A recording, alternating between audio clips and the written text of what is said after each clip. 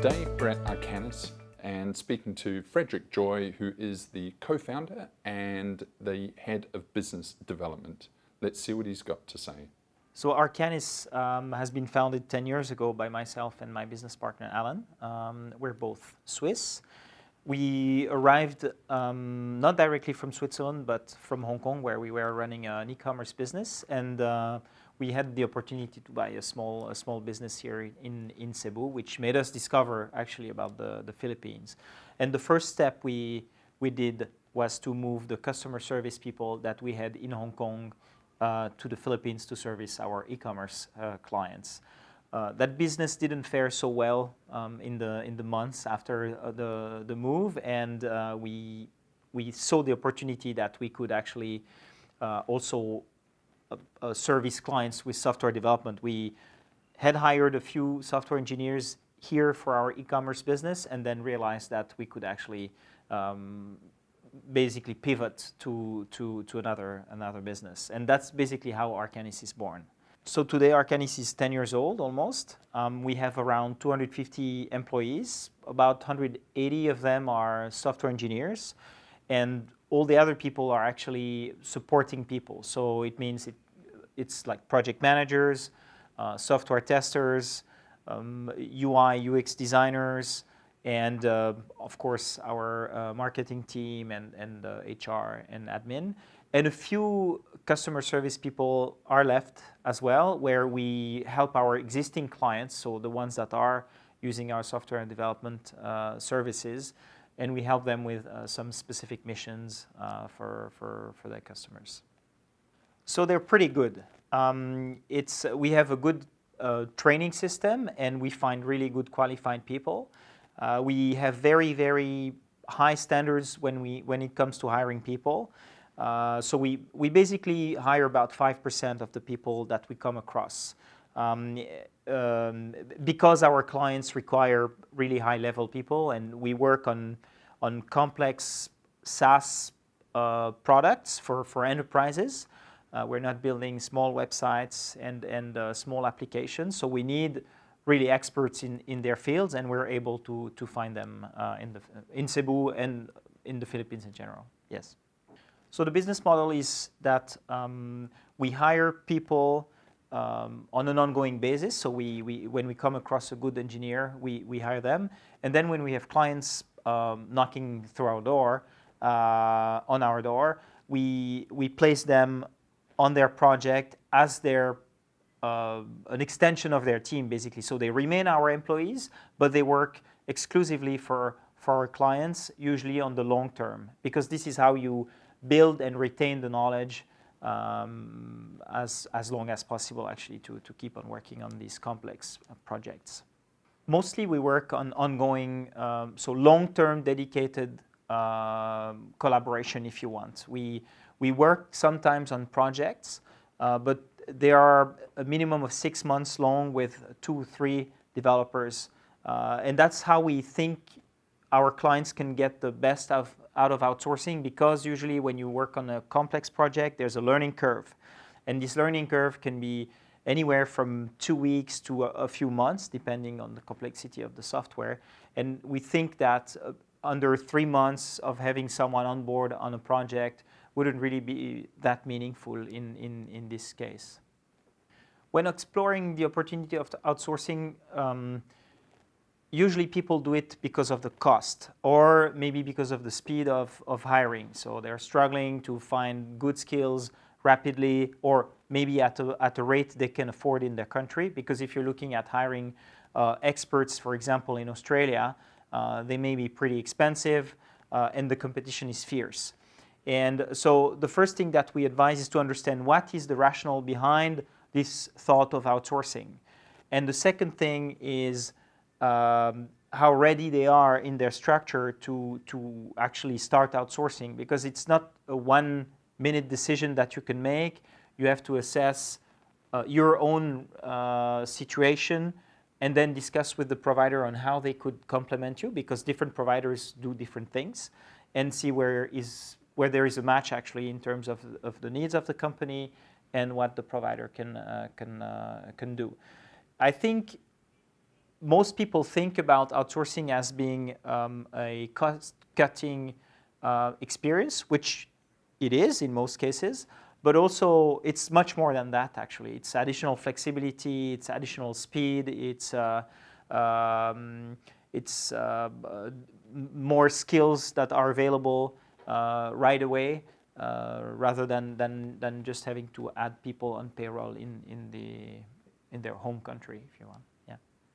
So when people are looking at the option of outsourcing, as I mentioned earlier, they have to question themselves about their readability of outsourcing. And this can also be done through the conversation with different outsourcing providers. I think it's understanding how they are currently running their teams, what problems are they facing, and what made them think that they need to outsource. And once we answer these questions, then we can start looking at what is the best setup for this particular company and what are the services that are needed, what are the different steps to go through to actually start the relationship. So sometimes it can just be hire someone and put that person on the client project. That would be the easiest option. In some other cases, is try to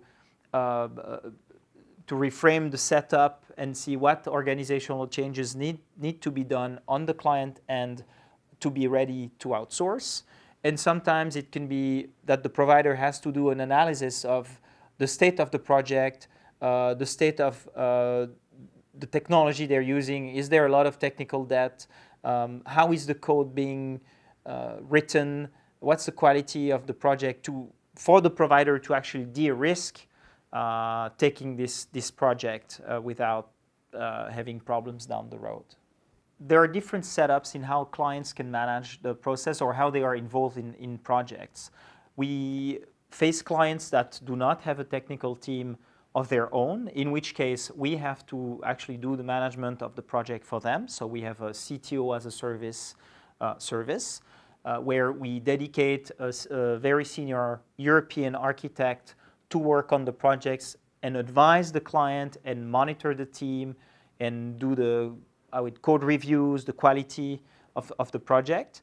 And in some other cases where the client has their own capabilities, meaning a senior team member or a CTO on their end, then they manage the requirements, they manage the tasks of the developers and manage the day-to-day things. But in any case, we have someone on our end, usually a project manager, that would check in on a daily basis to make sure that everything's running as it should, that there's no problems in the communication, that things are running on track, and that the quality is being met. And this includes, of course, reaching out to the client to evaluate the performance of the developers that are working on the project on a very regular basis. So good advice about how to start outsourcing and avoid the pitfalls would be to do some serious research online. So there are plenty of resources that people can read. There are advisory companies that people can reach out to if they need that. And probably the easiest option would be to speak with someone that has been doing outsourcing, either someone they know in their country, or ask for references from these outsourcing providers and then speak with them and ask them about their experience and how they were set up and what mistakes have they made maybe, or what mistakes they can avoid.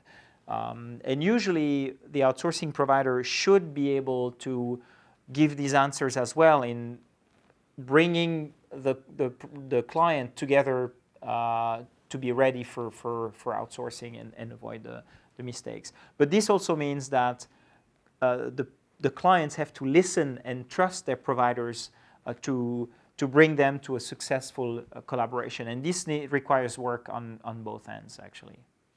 So the pricing structure is not very different depending on the types of engagement because for us it's based on time and material. So it's per month per developer or per hour per specific service. And depending on the needs of the client, so some clients would require additional testers to their development team. So they would simply pay for these additional services. on a monthly basis or on an hourly basis, depending on how much they need. So yeah, it's a pretty transparent structure, which is basically based on time. There are a few things to know when working with Filipino developers or testers or customer service people. Usually, the easiest is to discuss with the provider. What we do at Arcanys is we do have cultural classes for our employees to understand the expectations of our Australian, American, European clients, and we do the same with our clients to explain to them what are the best ways to communicate with our staff. But most of the adaptation, I would say, has to come from us rather than our clients changing the way they work. So we advise our prospective clients to actually come visit on site, so that the prospective clients can probably tour a few outsourcing companies in one or several cities in the Philippines, which they actually usually do. And then I think being on site, talking to the owners or the people in charge on site gives them a good idea about who the people behind the business are and what are their way of working. And another thing that we strongly advise as well is to actually speak to some of the staff, of the potential people that would be working on the project or some other developers in our case, without necessarily having someone of the management guiding them to say whatever things, right? So it's more like really a conversation with the staff without having the management necessarily being in the same room. I think this also displays the trust that the owners or the managers have in their own staff to tell the truth, actually, to be transparent. So yeah, that's the advice would be really to have an on-site visit of the providers. That's how you discover who they are. Yeah, culture is extremely important at Arcanys, actually. We've really made a lot of efforts in trying to build a good company culture in the last 10 years. And so this, of course, goes first with a good compensation. I think that's the number one thing.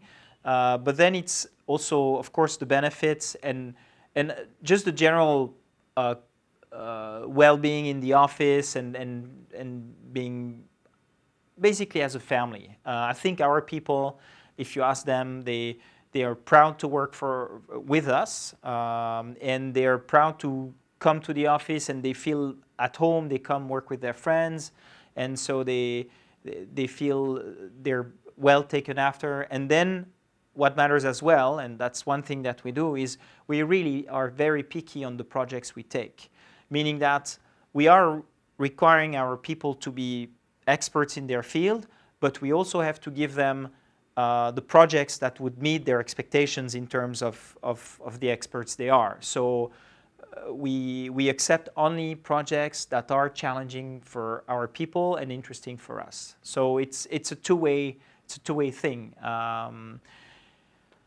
Another thing that we do is we promote also a lot of outside of the office life. We promote health, we promote sports, we promote, a lot of group activities, so that our people always are doing things, not always, but very often doing things together, so creating a really big, big family, really, where people are comfortable with each other. So our developers mostly work during daytime. So this can vary basically from maybe 7 a.m. till midnight. So there's a pretty wide range of hours where they work. And this is depending on where the client is located. So for example, for clients in New Zealand, for us, they would come in earlier than if they're working with a European or even a US client. We don't really make them work at night because it's a creative kind of job that requires a lot of concentration, and they need to be fit, and they have to sleep well, and they have to be taking care of their own health to last on the long term. I think a night shift work wouldn't be helping them to produce as good results as they are now. And so it means they work most of the time synchronously with the client, but with some, just overlaps. It's not like at the same time, it's with a few hours overlap, which usually are more than enough for them to be able to communicate what's important during these 2 or 3 hours where they work together, or maybe 6 or 7, but it can go as low as maybe 2 hours per day where they can communicate. If the requirements are clear, if the teams are well managed, that's anyway how it works in any company. Actually, people don't talk together all the time. When our clients require different roles, we try to help them as much as we can. Most of the time, it's roles that are related to the software development field. So, for example, it can be UI, UX design. It can be business analysis when the teams are big enough, and when the requirements are not too complex in terms of the industry knowledge they would require to have. We also have support for servers, AWS servers, and as I mentioned earlier, some customer service people. That's, I would say, the general types of services that we can offer. We're always happy to try to help, but there are some things that we also can't do.